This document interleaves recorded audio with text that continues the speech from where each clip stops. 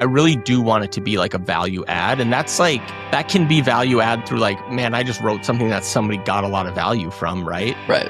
Then I also want it to be value add in the sense that like, I don't want to be taking more from my audience than what they are getting from me. So like, if you think about something like a partnership or like some sort of like affiliate type thing, it's like, hey, if there's a way for like my audience to get value through like a discount from someone, and then that's what also earns me something, like that's compelling to me because it's like, I'm not taking something that they're not getting. Welcome to Long Run Labs, a weekly podcast from the team behind For the Long Run podcast, telling the stories of those running the outdoor industry where endurance and entrepreneurship meet. Quick word about the huddle before we get into today's episode. If you're building a business, you already know how isolating it can get. You're making decisions daily that most people in your life don't fully understand. And the surface level networking stuff, it rarely helps. You walk out of those rooms with a stack of business cards and none of the clarity you actually needed. What my co-founders Jason Fitzgerald, Ross Yellen, and I are building at The Huddle is different. It's a peer advisory community built for early stage founders who want real accountability and real conversation. You get placed in a small cohort of people across different industries who actually have decision-making authority in their businesses. You meet monthly, you workshop each other's problems, and you build the kind of relationships where someone will tell you the thing you needed to hear, not just what sounds good. There are in-person sessions here in Boulder and virtual cohorts open to founders anywhere in the country. The three of us started The Huddle because we wanted this and it didn't exist.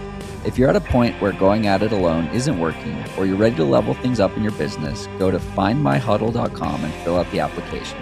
Link in the show notes, and we'll be in touch from there. And welcome back to Long Run Labs. We have Seth LaReau joining today. Seth is the writer of my number one most must open newsletter, Trailwaves. Seth, thanks so much for taking some time to chat. Yeah, happy to be here. And that's way too kind of intro, but I'll take it. It's not too kind because it's true. I was talking about it with Aaron Litzy on Second Nature, and we both agreed that anytime your newsletter hits the inbox, it's a pause what you're doing and read it. So with great power comes great responsibility. It's like, it's tough because sometimes I'm like literally like finishing it up after work. I'm like, oh, I'll just sneak this in like before everyone goes to bed. But now that I know people are, disrupting people's sleep habits, I don't know if that's more pressure or if that's, more validation. But I feel like you sent one the other day that was like 7 p.m. or 8 p.m. I remember reading it from bed and I was like, okay, I have to read it now. Yeah, not my intention, but I do appreciate it for sure. So let's take a few steps back. Question I kick these podcasts off with is, who is Seth? Oh man, Seth is just a average guy. Grew up in the Midwest, blue collar family, moved to California, and now I just have 2 kids. Like to run trails, like to write about trail running. Simple man. We got to meet in person at Big Alta a couple weeks ago. Solomon hosted us out there, and we had a wonderful weekend. I refer back to the podcast with Aaron Cooper on the marketing side for a fascinating dive into women in sport and business and how to think about brand marketing. And stoked to dive into this conversation with you on content, on imposter syndrome, on building an audience and a brand, and what does it look like, or how do we do this kind of stuff full time? You have a finance background, so you have a above average look at the economics of everything. Let's start by talking about you as Seth the runner. When did running find you?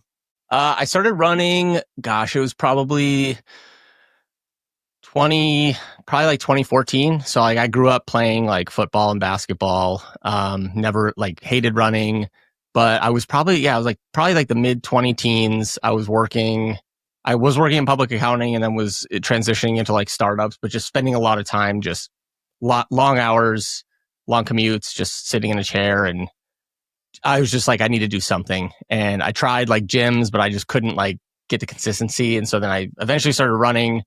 But then I found like when I started running, the thing that would kind of keep me running was like, oh, I need to sign up for some big goal, which at the time was like a half marathon. So I would basically do that every quarter, run a half marathon, train for it. And then eventually got injured as people do when they start running and do it too much. And then found the trails as, coming out of that injury. And then ever since then, just kind of been hooked on the trails. So. And were you in the Bay Area at the time? Yeah, I lived in San Francisco. So we lived in San Francisco for about 12 years, and now we've been in the East Bay for like 4. So yeah, basically I've lived in California since graduating from college, and then kind of ran a lot in San Francisco and started running on the trails in Marin. And that was sort of my introduction to trail running, which I now realize is like a very privileged introduction to trail running. It's a really tough intro to trail running. I lived in Boston, and my introduction to trail running were those same trails. And if you asked me in 2015 where I trail ran, I'd say I get on a plane and fly to San Francisco and go to Mill Valley. Truly some of the best trails on earth, and that California carpet is wonderful. So you were working for Strava at the time. Is that what brought you to San Francisco? No, so I started my career at a public accounting firm, which I interned with when I was in college, and then just came out here. Did that for a few years. Realized that was not like my long-term plan. Then I went and started working in-house at a startup, which was kind of like learning like the full accounting and finance stack. And then eventually got brought to Strava by my previous boss at that startup. So I joined Strava in like 2016. Those were still kind of the early days, right? I think I joined Strava in 2014, and it wasn't a very popular platform at the time. The next few years, it kind of took off, right? Yeah, I want to say it was maybe like a little over 100 employees when I joined, and then I worked there for 3.5 years until like right before COVID. And then I want to say it was like maybe 250 people by then. So definitely like grew a bit and then popped off even more after I left. But yeah, I mean, I would say like I was kind of started running before Strava, and then working at Strava and just working with like the people there and just the knowledge and just the environment. That's kind of where I got, indoctrinated into the running and trail running world. So fast forward a few years, you've really found trail running. You've found your niche in trail running on the professional side, and you decide that you want to start writing about it. What does that process look like? Where did that decision come from? Yeah, I mean, I think it was one of those things. Generally I'll have these, I don't know, just like itches or just like thoughts. It's like sort of like this inner conviction that like, hey, I want to do this thing, but I almost need to like convince myself why it makes sense. It's like, even though I'm going to eventually do this, it's almost like giving myself the permission to do it. So I just had this idea of like, I want to create something. I've always had like sort of a creative side, and I've never felt, I would say, at home as like a finance and accounting guy. Like I don't feel like not that I'm trying to like generalize finance and accounting people, but I've never really felt like I fit that personality or fit that personality type or that mold or whatever.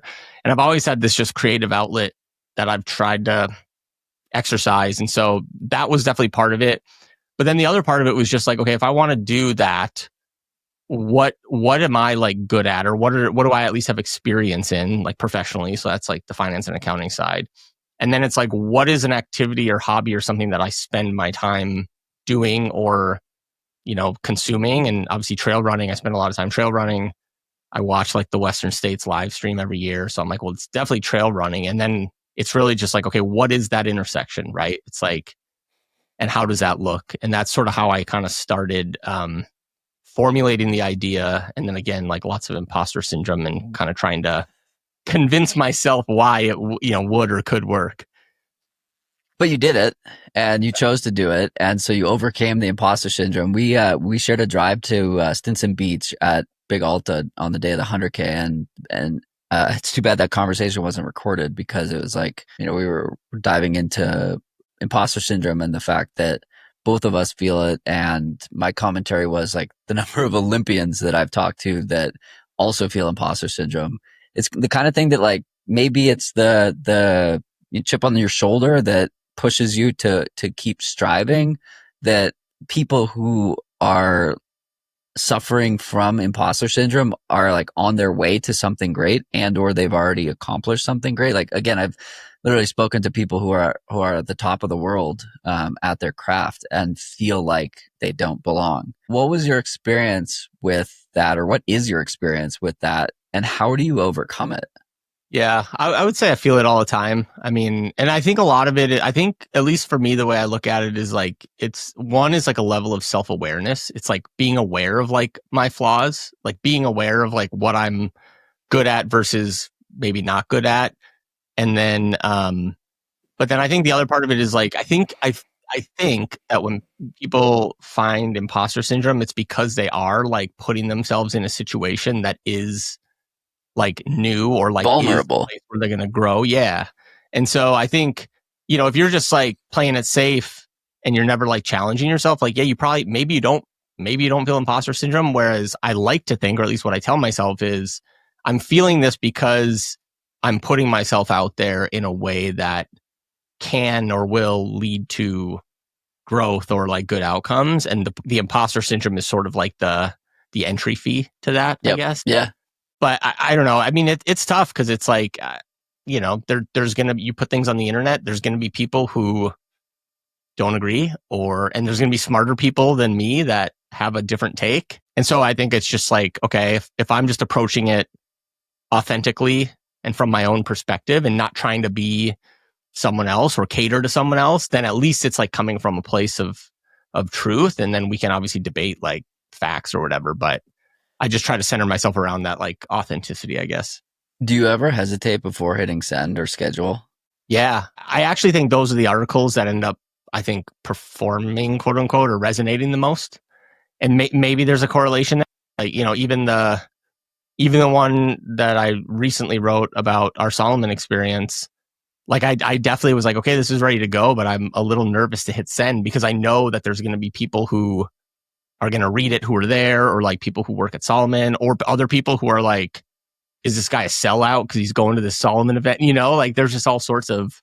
So yeah, I would say I definitely hesitate. Although I like to think that means that it's like something I've put a lot into. Yeah.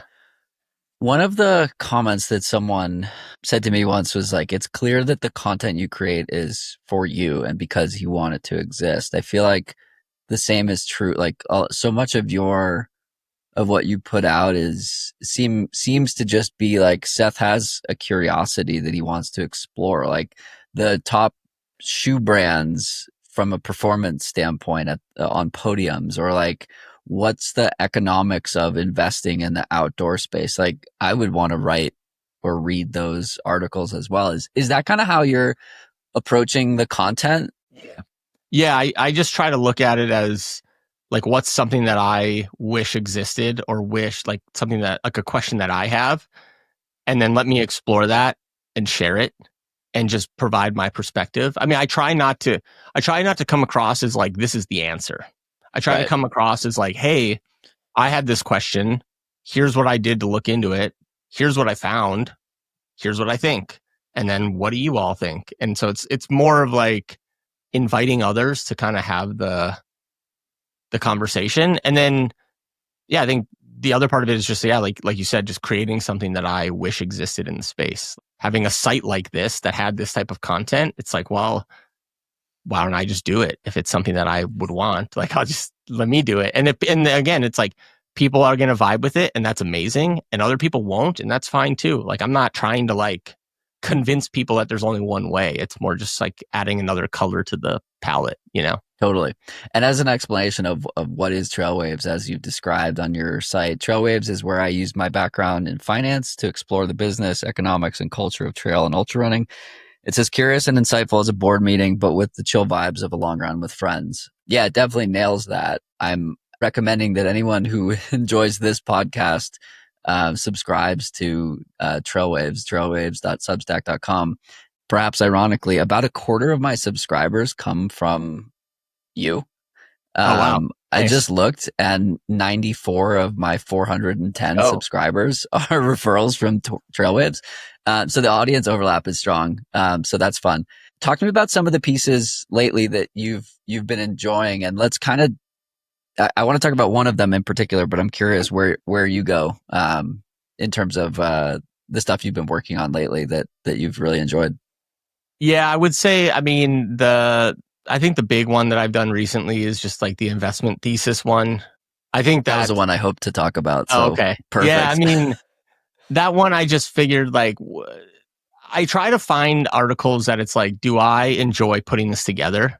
And like that's sort of like one of the things I ask myself before I do it, and then I'll ask myself after I do it.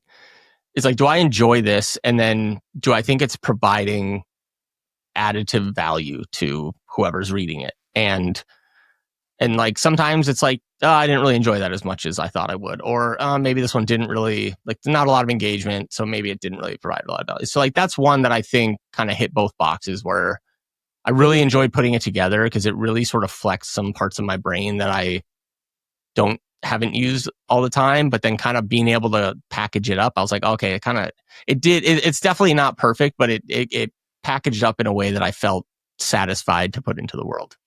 Yeah, it was a good one. It's a space that I've been playing in a lot lately. Mel Strong was just on Second Nature talking about her experience as an investor in the space. She's with Next Ventures, partnered with Lance Armstrong and a third partner named Jordan out of New York. Next Ventures has invested in a variety of businesses in the health and tech and outdoor space, including Eternal, which I'm working with, and Aura, which they invested like quite early on. And that will be a massive return for that fund. The article talked through the opportunity and kind of like how to think about if you were to deploy dollars in the space, why would you do it, and what does the opportunity look like? Do you want to kind of give the 30,000 foot overview of where we're at from your seat? Yeah, so I think the way that I kind of look at it is there's kind of like, what's the opportunity in terms of like, why are things coming together right now? And then there's like, what's the opportunity in terms of like the numbers, right? So where things are coming together right now, the way that I kind of think about it is like, imagine like trail running is this like, I don't know, village of people, and the village is getting bigger. And then the village is also able, like there's more, like people from other villages are like learning more about the village. So it's like the village is getting bigger, but also like there's more, like sort of engagement, and just notoriety or whatever you want to say. And then I think there's also like macro trends like health and longevity just generally, right? Like there's a lot of like that's very top of mind for a lot of people, whether it's like diet or it's things like the Huberman Lab, like so. I think trail running obviously fits underneath that big umbrella. So there's a lot of those conflating factors that I think are coming together. I can't remember the exact stat that I think it was Stephen Holmberg shared at the was it TrailCon last year about growing 8% growing annually, like 80% faster than road running or something like that. So it's like there's clearly like statistics that show that like trail running is also like growing relative to to other to even just like normal running, which is already quite large. Yeah, the stat was trail running is growing 8% annually compared to just 0.5% for the broader running market, with much of that growth driven by casual participants. That's right. Yeah, and then it's like, okay, cool. Like there's these like factors that are kind of coming together, and that might make it so that, hey, this is happening, right? And then I think the other thing I wrote about is there's like, it's more of like a maturing media ecosystem. So you have like Free Trail, you have Single Track, you have your podcast like yours, where it's like there's more coverage on endurance, outdoor, wellness, etc. So it's becoming more, I guess, just like mainstreamed. So then it's like, okay, cool. Like, what's the actual opportunity? Like, how do we think about it? So that's where I brought in just sort of like the market sizing analysis, which these are always kind of like, you sort of like triangulate different data to come up with a good example. But, some of the stats that I found, or just numbers I found, is I think the global sporting good market is like 112 billion. So it's like, okay, if that's like the sporting good market, how do you translate that to like the outdoor market, right? So I think I estimated that at like 100 billion. But it's like, okay, clearly you're not going to capture that whole thing. So then like what portion of that is like just trail running globally? And so there's that State of Trail Running report from a couple of years ago that estimated like 20 billion in the US was the size of the trail running market. So if you expand that to the world, you can get to like a 50 billion, and that data needs to be updated. So there's like, even like going through like kind of how I think about it, I could say like, oh, here's like a follow-up thing that we should do if we really wanted to refine this analysis. So that's kind of how I think about it. And then you can kind of keep breaking it down and fragmenting it from there of like, okay, what is like the total gear and apparel market? What's the nutrition market? Like, where are these sort of like sub opportunities?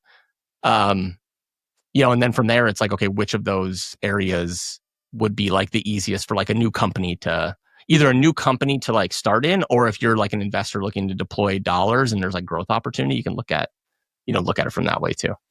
So I've had a lot of those conversations lately. I spoke to a guy who manages a fund that has a couple $1 billion of assets under management, and his minimum investment, he has to be deploying $10 million or more. Otherwise it doesn't make sense. And I was like, there's very little action that someone of that size can get in running, period.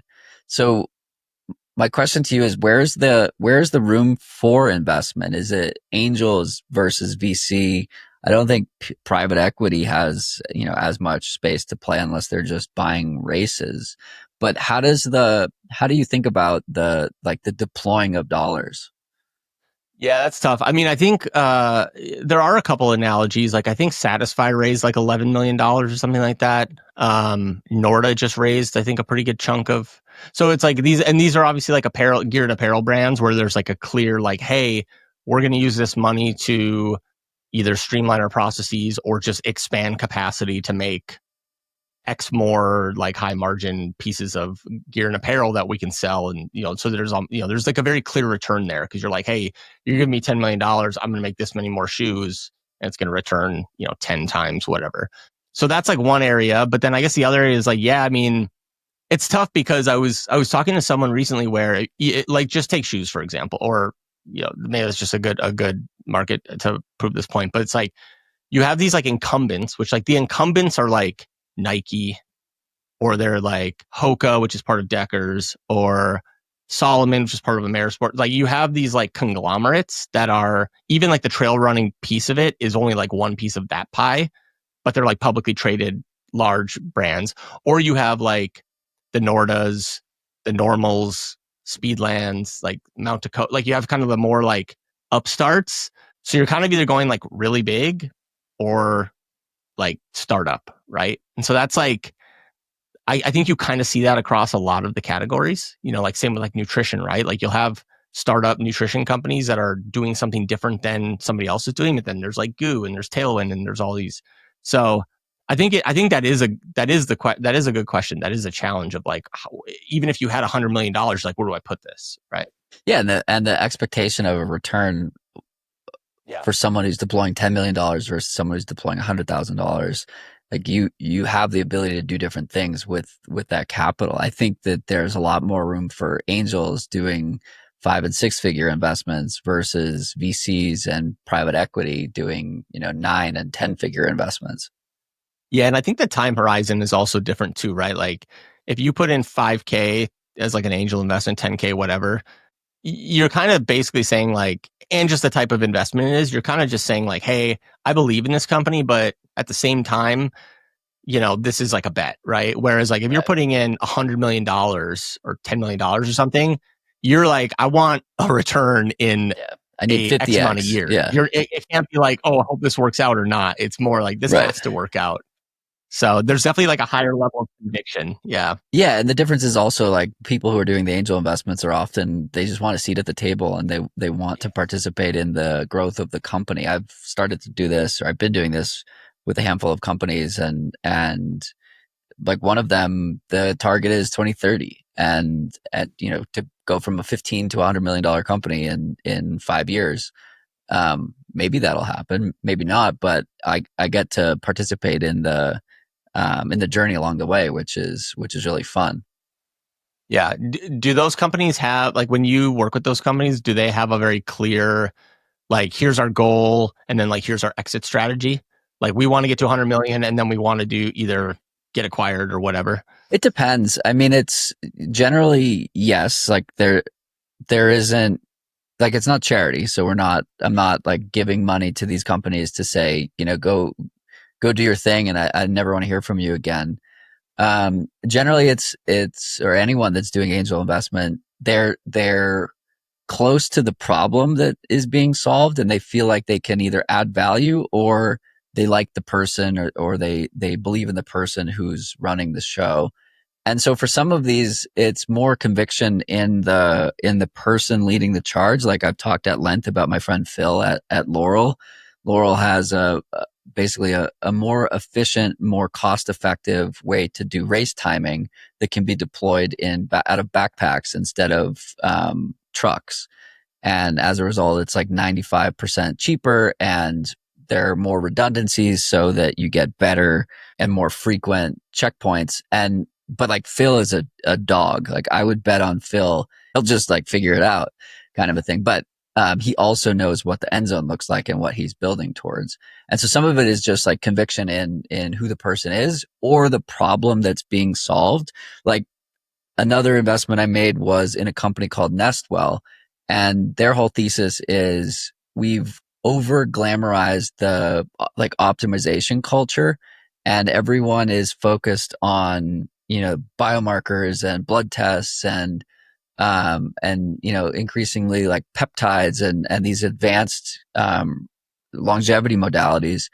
But he's like, what about our living environment, air, water, soil, like, Parkinson's, the association with, living close to a golf course. It's like 125% more likely to develop Parkinson's if you live between 1 and 3 miles of a golf course.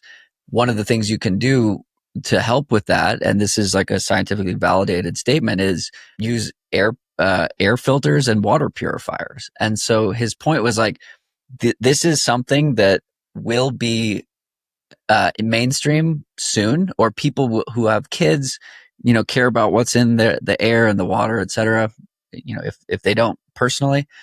And so for me, like that one was like a bet on where the puck is going and where consumer behavior is headed. Same thing with Avelo, with, the world's smartest shoe. All of our technology is smart except for our shoes. Somebody's going to address that at some point. And so that's another one that I've been participating in more on the advisory side since 2023, just because like I feel like that's where things are headed. Nice. Yeah, that makes sense. Yeah, it's kind of looking at like where are we now versus where will we be in 5 years, and who can get us to doing that. Yeah, for sure. If you're enjoying Long Run Labs, we'd love it if you took a moment to leave a review. It only takes a minute, but it helps the show reach more people like you. If an episode has helped you think differently about your business or career, made a long run fly by, or taught you something new, scroll down in your podcast app and tap those stars and write a review. Thank you for your support. This episode is brought to you by Popfly. If you're a brand trying to reach outdoor, travel, and adventure audiences, Popfly is where you should be running your creator program.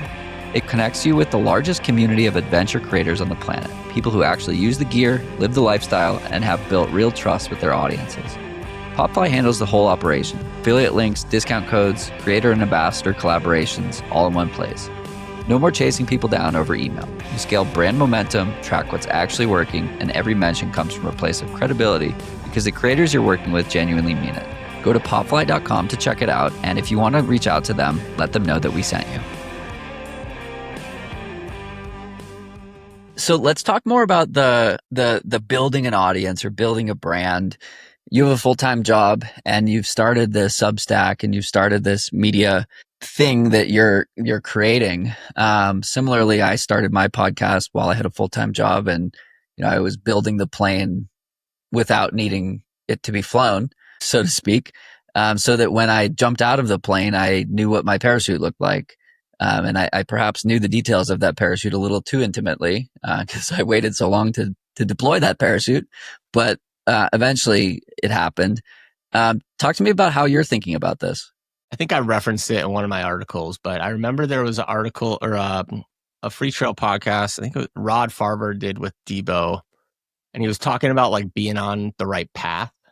And it just like really resonated with me, like the idea of like being on different paths and like finding your sort of true path, in the sense that I think you can kind of recognize when you are on it, whether it's momentarily or like you're just doing an activity or whatever, versus, if you're just sort of in the rat race and maybe you're not feeling like this is the path.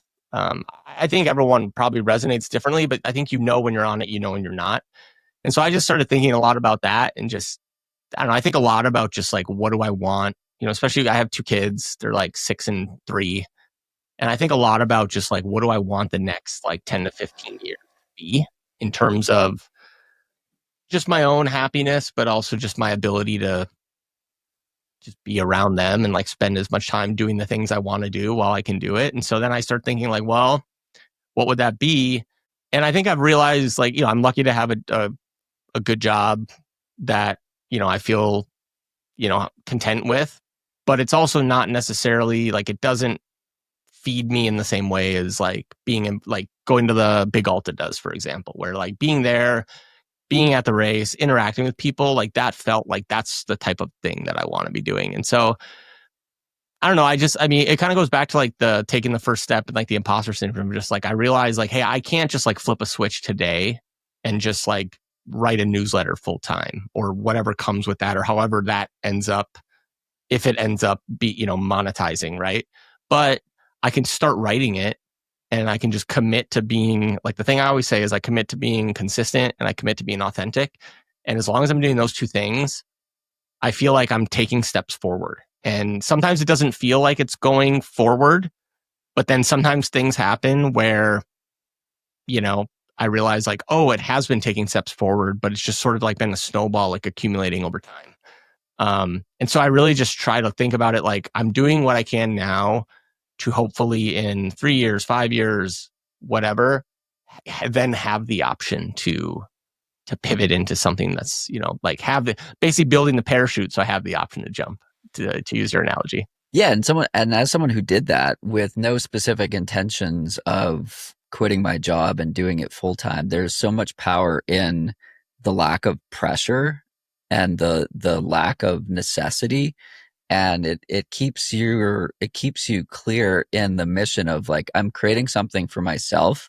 It's selfish in a selfless, it's not selfless, like doing something that it's more of like I don't want to say it's like a pure way to do it, but it's kind of a pure way to do it, right? Like there's no bias. You're not being swayed because you need to make a decision one way or another. And ultimately, like for me, that's what enabled it to actually happen. Like I have this high trust audience that I've built because I've trained myself and those who listen to know that like for the first 4+ years of doing this, like I didn't need it. And I was doing it because I wanted it, and the extra dollars were nice, and it supported the travel and the fun stuff. But it wasn't how I put food on my table, and that's an extreme privilege that then creates the opportunity of when it is how you do it, you're in a much more powerful position because you've built up that trust and you've built up that following, and people know you're in it for the right reasons. And then it's a bet from there, but it's a little bit of a safer bet. Yeah. And I think there's also an aspect of it too, where it's like, there's no amount of like money or amount of like subscribers or any metric that I would ever hit. I mean, I'm already, with what I've done in like 9+ months, it's already far exceeded what I thought it would ever do, much less like in some time horizon. And so there's no like number or whatever that's going to be like, oh, I'm happy now. It's like, it is just about the journey. It's about the like every week writing an article, interacting with the community, going to races, like just being a part of the community. That's to me, that's what it's all about. It's really more just like, how can I get to the point where down the line, that's how I can spend more, like I can spend more of my time doing that versus, other stuff. It's really just like, how do I spend my time is like sort of like the spectrum that I'm sort of inching on now.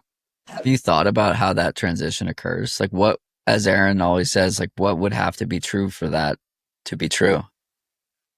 Well, I mean, okay. Yeah, I think about it, but I think of it very like, okay, let's think of something that's like completely unrealistic. Like if somebody dropped $5 million on my head tomorrow, like boom, done, right? Clearly that's not realistic, but then it's like, okay, well, there probably is some balance between personal financial situation and then ability to earn a living doing something else that would then make that a reality.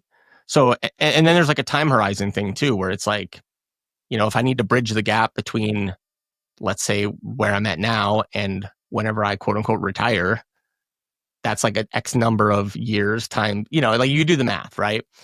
So I think part of it is just like finding ways to, I don't even like using the word monetize, but like finding ways to monetize, right? Like find a way to like like shift the amount of the compensation I earn in a given year from like my W-2 job to something else. And I think the more I can shift that, then that becomes more, more realistic. But it doesn't feel like there's like I do A, then B, then C, right? It feels, I feel very much in that middle phase of like, I'm just being consistent and I'm just trying to do the things that I want to do and sort of like prove, like kind of what you were saying, like almost like prove your value to the people that follow you first, because I'm not doing it, right? Like I'm not like trying to monetize or trying to like charge people money or anything like that. Yeah, and as a numbers guy, how do you think about how the numbers break down? Do you think about it as like some percentage of subscribers are paid subscribers and it's like a tip jar? Are you thinking at some point you'll do like a more content for a paid tier, or is it brand partnerships? Is it consulting? Yeah. Well, so it's interesting because I didn't even realize, like, I know that like Substack allows you to offer like a paid, like offer paid subscriptions, but I was, I guess, naively under the impression that it's like, if I turn that on, that means like everyone either has to pay or they can't view it. But I recently learned that like you can just turn it on and people can just pay you if they want. So I guess that's sort of like the tip jar thing you're talking about, where like, I guess if positioned the right way, there's kind of no downside, because if people really want to help you out, like, hey, that's great, but I'm not actually asking anybody to do anything, in exchange for anything. The paid tier one is interesting because it's something that I would be open to. However, I feel like I would need to be adding something additional of value in order to like make that ask. Like if I was going to say like, hey, everyone, I'm going to turn on paid subscriptions, I want to be able to, and let's say it's like $5 a month or whatever, I want to be able to say, and here's what you're going to get for it. And I want it to be abundantly clear that that thing or that collection of things is worth way more than $5 a month, right? It almost becomes like a no-brainer. Yeah, I've had some hesitation with this as well. I have like 3 paid subscribers on my Beehive blog, and that's the For the Long Run side of things. Or I think it's actually 5 at this point. And then I have 5 paid subscribers on Substack. One is Alex from Eternal. One is another partner of the podcast network, the media buyer at Good Ranchers, and then 3 are people who read it. And a couple of those came, or 2 of those came from the recent 3-part series I did on AI. And in that, I wrote something to the effect of like, a paid membership is the gentleman's agreement, where if you got value from this, I guarantee you're getting more than $80 of value in the first read of it if you do anything with this information. And so somebody sent me an email and he was like, hey man, that was like wildly useful. I really appreciate your work. And we went back and forth via email. And at the end of the conversation, I was like, the best way to say thanks, besides saying thanks, is like this tip jar, $80 a year subscription. He's like, absolute no brainer. Like this unlocked so much for me. So some of it is like, how do you provide enough value that it becomes a no brainer? But even still, just like putting it out there esoterically, people aren't responding to that. But every time I've asked someone who said that they're getting tons of value, they subscribe 100% of the time. So it's like naive to think that you can be like, oh yeah, 2% of my audience will become a paying subscriber and that'll give me $5,000 a year, kind of a thing. It's something that I've struggled with, but like I do a lot of ads on my podcast, and I'd rather do less ads and have, different revenue streams. Yeah, I guess I look at it through the lens of my general, like what I'm trying to do generally is like, again, just offer my like authentic point of view, but like I really do want it to be like a value add. And that's like, that can be value add through like, man, I just wrote something that somebody got a lot of value from, right? Right. But then I also want it to be like value add in the sense that like I don't want to be taking more from my audience than what they are getting from me. And so like if you think about something like a partnership or like some sort of like affiliate type thing, it's like, hey, if there's a way for like my audience to like get value through like a discount from someone, and then that's what also earns me something, like that's compelling to me because it's like I'm not taking something that they're not getting, right? Like I'm only getting it if they're getting it, if that makes sense. Same with like brand partnerships. It's like, it's interesting to me, but I also don't want to compromise like the authenticity piece. Like I don't want to be, Trailwaves sponsored by whatever brand. And then it's like, people are just going to be like, well, clearly you're going to only talk good things about that brand. Like even like our Solomon experience, like I struggled a little bit because I'm like, I don't want this to come off as like somebody paid me to do something, because that's not what happened, right? It's like, this is just my experience that I want to share. So it is sort of a, I don't know. I think about it a lot. I think more about like, how can I, partner with brands to bring value to the community, or like, how can I do something that's valuing the community or the readers, etc. And at the same time, there are like tons of non-monetary ways to add value. Like I was at the Like the Wind US launch party last night in Boulder, and a bunch of people came up to me and they're like, "Hey man, love reading your stuff. It's like help me think about how to do business differently." And that's awesome. Like it's really fun to hear that feedback. And some of my intention with the writing and even with this podcast, or more so with this podcast in particular, is to speak directly to the people that I want to work with. And so I can communicate how I think about business and marketing. And it's literally led to either consulting opportunities or brand partnership deals. I have a long expanding partnership with the network via Training Peaks that came about because one of the VPs over there listened to the first few episodes of this podcast last summer and was like, "Hey man, love the way you think. Like we should have a chat." And we got lunch and he's like, "We have to figure out a way to work together. Like this makes so much sense." And that's put thousands of dollars in my pocket. And that's like worth way more. And it's generated material impact for his business and several of the people on his team. And that's worth way more than, the $80 a year, or even like the burning the social capital to ask for the $80 a year.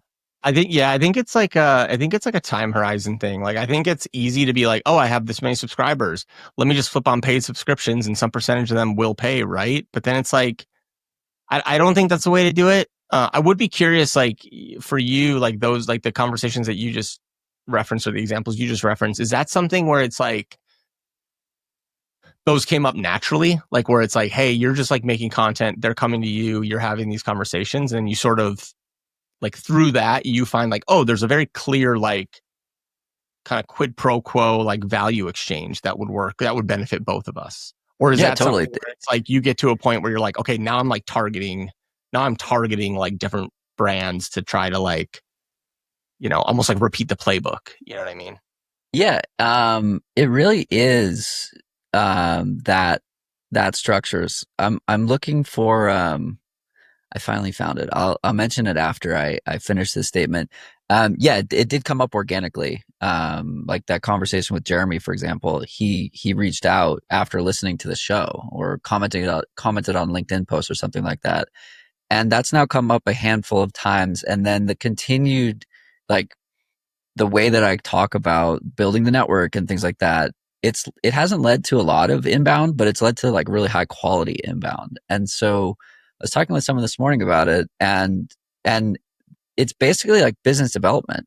Like it's a way to demonstrate a solution to something that when somebody's ready for it, they're already warmed up and they already know. Like the people who are listening to this who work at a brand and either like the way that we've talked about affiliate marketing on Second Nature or creator partnerships or things like that. Like it's informing how they do business. And if there's a way to play in that strategy, then, they'll pick me to do it, which is super fun. Going back to the subscription piece, A few weeks ago, I saw something on Threads that was the most unhinged thing about modern life is that we've normalized paying $200 a month for the gym and $300 a month for wellness supplements. But if somebody charges $5 for a newsletter they wrote with their actual brain, people act like they've been mugged at knife point. And my friend Rachel Pajednik replied and said, as someone with a PhD who writes about going to the gym and taking supplements for $5 a month, I endorse this message. I saw that post and I subscribed to her Substack for $8 a month, $5 a month or whatever. And then I reposted it and 2 people subscribed to mine also. But it's freemium nature is fascinating and truly like what we're expecting to get for free versus the work that goes into producing the thing. But on the flip side, like from where I sit, like I'm doing brand partnerships and that's creating monetization, at least on the for the long run side. And this show is monetized as well. We have Popfly as a sponsor who basically creates the best creator infrastructure to enable partnerships to be successful. And so I want them to be successful because anytime I work with a brand that's using that framework or thinks in a way that would put them in a place where they'd be a customer of a brand like Popfly, like I'm going to have a better relationship with them because of the fact that they're thinking in this way that's not coupon code conversion is the only way to measure success. It's like, no, let's measure top of funnel. Let's measure the middle of the funnel. And we also have a way to evaluate, the actual conversion.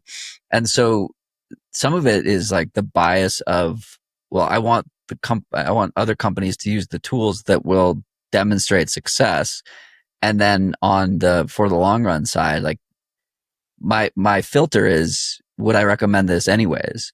And if the answer is yes, then we can do the thing. Yeah, I think it's a delicate, it's a delicate balance, but I also feel like I'm still just focused on like the content side too.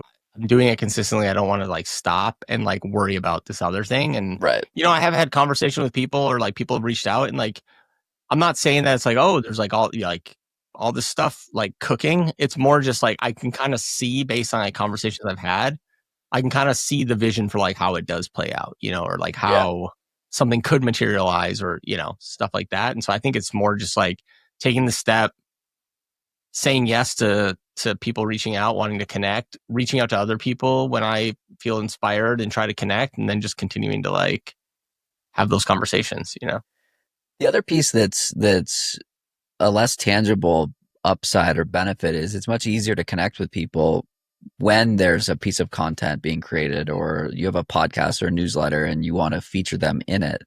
And so it expands and extends your ability to reach kind of like whoever you want and speak to those people, which again is an intangible benefit, but just helps. Yeah, I've started having conversations with like people or like brands or whatever, where it's like, hey, here's a brand that I saw somehow or learned about that it's like what they're doing is either like interesting in some way, different than like their contemporaries. And like, instead of me, like maybe like 5-6 months ago, I would have just like wrote an article and then like, here's my take, here's what they're doing. Right now it's like, hey, can I reach out to someone and actually like talk to them and actually like have a conversation like this where I can then pull what we talk about into an article that's much more, I think, more accurate or like just does justice to like what it is that they're actually trying to do. But I think also just like pulls in like that human aspect of here's like their story, right? Like here's, right. I mean, it's similar to like a lot of the stuff that like, a lot of the conversations you have where it's like, here's like what you're doing at like the business level, but it's also like, here's kind of the human, the journey that like informed that, Yeah. So to that point, what was your intention with Big Alta? So my intention with Big Alta was literally just to like go there, experience it, and then just be like an observer and sort of just like try to see it through. Like, luckily, I think I had the privilege of, I had already signed up to volunteer for the 100K like several months ago. And so as I was going into it, I was like, okay, I'm going to go to this race and I'm going to be like a spectator. I'm going to be like a fan, like just a fan of the sport. I'm going to be there like with a brand, like seeing kind of like how they're activating the weekend. I'm going to be there as a volunteer. So I'm going to be like literally inside this like, first inaugural 100K. And then, and see sort of like part of like the race directing side. And then I'm also going to be running it, like we ran the 28K.